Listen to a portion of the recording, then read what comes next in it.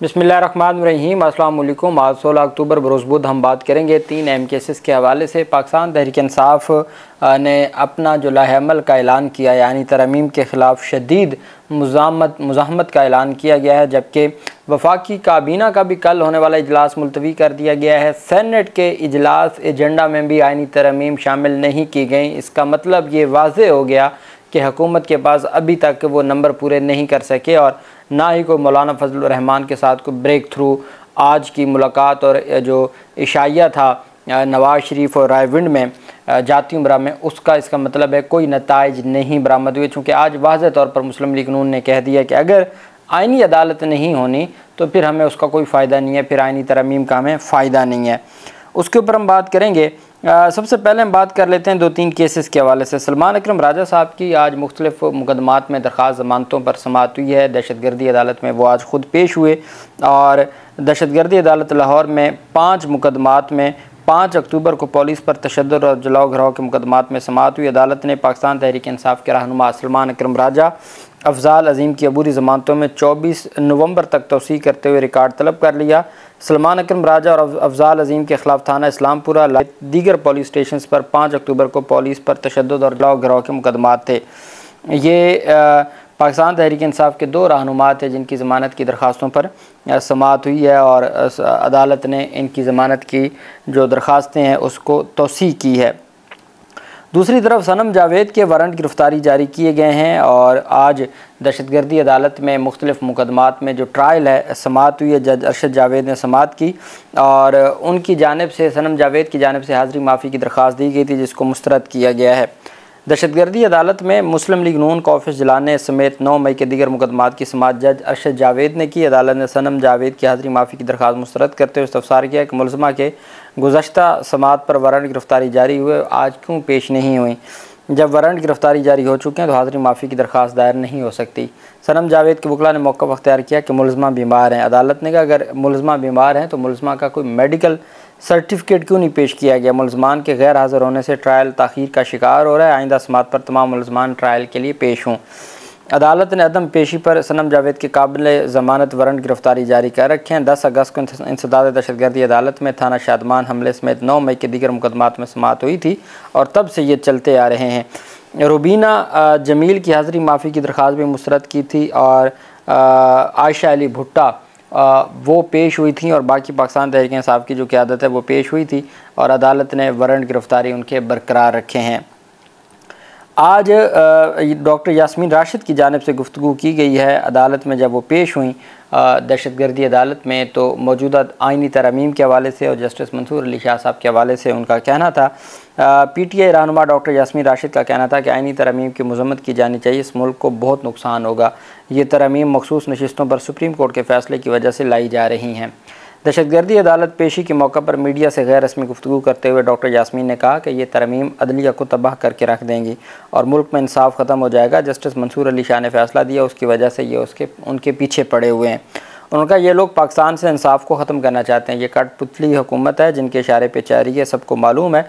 Doctor Yasmin ने कहा कि इमरान खान पर एक बार हमला हो चुका है और मैं भी हमले के वक्त वहाँ मौजूद थी। जिसने इमरान खान पर हमला कराया सब जानते हैं। इमरान खान की जान को जेल में ख़तरा हो सकता है और अगर उनसे रब्ता ना हो तो शक पैदा होता है। उन्होंने कहा कि मुल्क में लड़कियों से ज़्यादतियों के जराइम बढ़ गए हैं और हुकूमत की नाअहली की वजह से जराइम बढ़ रहे हैं।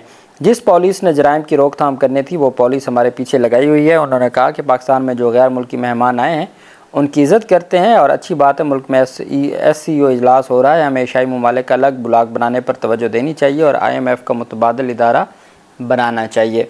ये उनकी जानिब से आज गुफ्तगू की गई है। जबकि सलमान अकरम राजा साहब की जानिब से जो गुफ्तगू की गई है आइनी तरमीम से मुतल्लिक़ और मौजूदा जो हालात हैं उसके हवाले से, उनका वाज़ेह तौर पर यह कहना था कि आइनी बेंच में 5 सीनियर जजेज़ अगर शामिल किए जाते हैं तो हमें उस पर कोई एतराज़ नहीं है। उन्होंने कहा मौलाना फजल रहमान की वजह से हो सकता है इतनी बर्बादी ना हो जितनी ये चाहते हैं। मौलाना का मुसवदा कुछ बेहतर है। मौलाना फजल रहमान जहां गुफ्तगू लेकर आए बेहतर है। JUI का ड्राफ्ट बिल्कुल ठीक है। आइनी बेंच में 5 सीनियर जजेस शामिल कर लिए जाएँ, पूरी कोशिश करेंगे कि आइन पर हमला ना हो।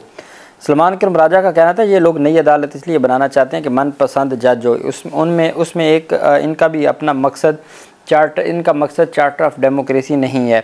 SCO कॉन्फ्रेंस पर बात करते हुए सुलेमान अकरम राजा ने कहा कि SCO इनकाद के लिए पाकिस्तान की बारी थी, जो हो गई। कश्मीर को जब नज़रअंदाज किया गया तो अच्छी गुफ्तगू ही होगी। साथ उनका ये भी कहना था कि जो मौलाना फजल रहमान आइनी बेंच पर बात करते हैं, पीपल्स पार्टी ने सूबों में आइनी अदालतें कायम करने का भी कहा है। बेहतर होगा वफाक में आइनी अदालत का जो कहा जा रहा है ऐसी कोई तरमीम ना हो, चूँकि अगर आइनी अदालत बन गई तो आपका पूरा निज़ाम तबाह हो जाएगा। ये सुलेमान अकरम राजा साहब की जानिब से गुफ्तगू की गई।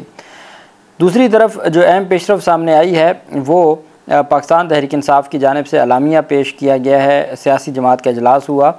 आइन में तरमीम और इमरान खान को बदतरीन सलूक का निशाना बनाए जाने के ख़िलाफ़ जुम्मतुल मुबारक को मुल्कगीर सतह पर शदीद एहतजाज का ऐलान।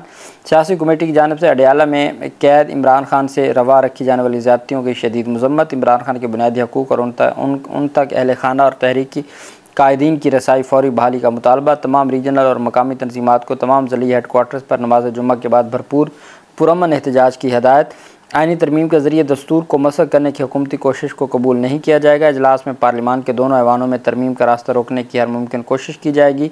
और साथ इंतज़ार पंजोता और बाकी जो लोग हैं और अलीमा खान उज़्मा खान की रिहाई का मुतालबा किया गया है। पाकिस्तान तहरीक इंसाफ की जो सियासी है जो उनकी तंजीम है या कमेटी है उसकी जानिब से ये ऐलान किया गया। डॉक्टर आरिफ अलवी की क्लिनिक को बंद कर दिया गया था सिंध सरकार की जानिब से, जिसको खोल दिया गया है सिंध हाई कोर्ट के हुक्म पर।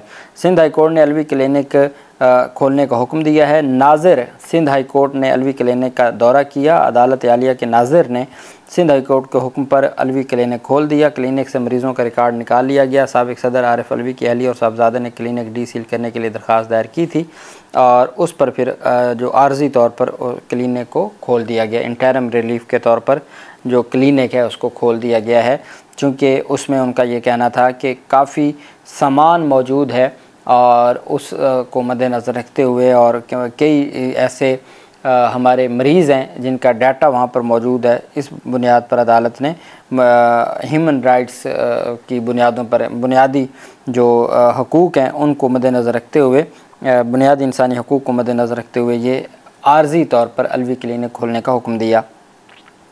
KP हाउस जो हमला किया गया था उस पर अब फ़ैसला किया गया है। KP हाउस इस्लामाबाद पर हमले के ज़िम्मेदारों के ख़िलाफ़ पेशावर और इस्लामाबाद में मुकदमा दर्ज करवाने का स्पीकर सूबाई असम्बली ने ऐलान किया है और बाकायदा तौर पर सेक्रेटरी एडमिनिस्ट्रेशन को ख़त लिख दिया गया है। ख़ुसूसी पार्लिमानी कमेटी की हदायत पर सेक्रेटरी एडमिनिस्ट्रेशन को इस सिलसिले में ख़त लिखा गया है। KP हाउस इस्लामाबाद पर हमले के ज़िम्मेदारों के ख़िलाफ़ फ़ौजदारी कार्रवाई के लिए ख़त खैबर पख्तूनख्वा असम्बली सेक्रेटरीट की जानिब से लिखा गया है। ख़त में कहा गया कि ख़ुसूसी पार्लिमानी कमेटी का इजलास 15 अक्टूबर को असम्बली सेक्रेटरीट में हुआ। ख़ुसूसी पार्लिमानी कमेटी ने KP हाउस को एक मुजरमाना KP हाउस पर हमले को एक मुजरमाना फ़ेल करार दिया।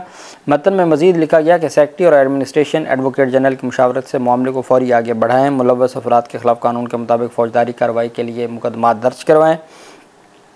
और जो उनकी जानिब से स्पीकर की जानिब से कहा गया कि जो हमारे वज़ीर आला के साथ सलूक किया गया और हमारे सूबे की जो प्रॉपर्टी है उसके साथ जो किया गया और वफाकी इदारों की जानिब से हम इस मामले पर किसी सूरत पीछे नहीं हटेंगे और हम इसका मुकदमात पेशावर में भी और चूँकि जो KP हाउस है वो खैबर पख्तूनख्वा की सरज़मीन है, वहाँ पे अगर कोई ऑफेंस हुआ तो उसका मुकदमा पेशावर में हो सकता है जो दारुल खिलाफा है KP का। जबकि दूसरी जानिब जो KP हाउस से पाकिस्तान तहरीक इंसाफ की हुकूमत के जो सरकारी मुलाजमीन हैं KP हुकूमत के, उनको गिरफ़्तार किया गया था। उनकी रिहाई के लिए और मुकदमात के अखराज के लिए जो KP हुकूमत की दरख्वास्त है, कल चीफ़ जस्टिस आमिर फ़ारूक साहब उसके ऊपर समाअत करेंगे इस्लामाबाद हाई कोर्ट में।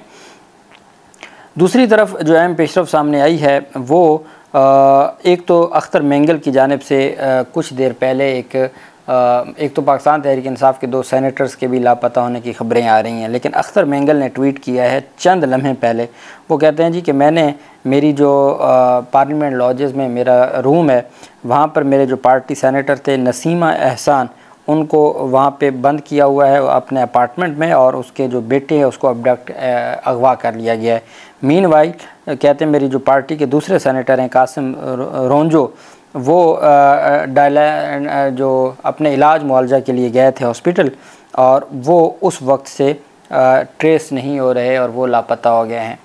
अब पाकिस्तान तहरीक इंसाफ तो कह रही है और पाकिस्तान तहरीक इंसाफ की जानिब से मज़ालिम और तशद्दुद का बार बार ज़िक्र होता है, लेकिन अख्तर मेंगल जो मेंगल ग्रुप के हैं वो इस पूरी कहानी से पर्दा उठा रहे हैं। और उसके बावजूद अगर हमारा निज़ाम इस मामले के ऊपर ख़ामोश रहता है तो ये एक बड़ी बदकिस्मती होगी और हर सूरत हमारे निज़ाम को और हमारी रियासत को और सुप्रीम कोर्ट ऑफ पाकिस्तान को इससे बढ़ के और क्या हो सकता है कि आइनी तरमीम के लिए बंदे अगवा किए जा रहे हैं या उनके बच्चों को अगवा किया जा रहा है और उसके बावजूद अगर हमारी अदालतें उसको नोटिस नहीं लेती तो इससे बढ़ के बदकिस्मती क्या हो सकती है।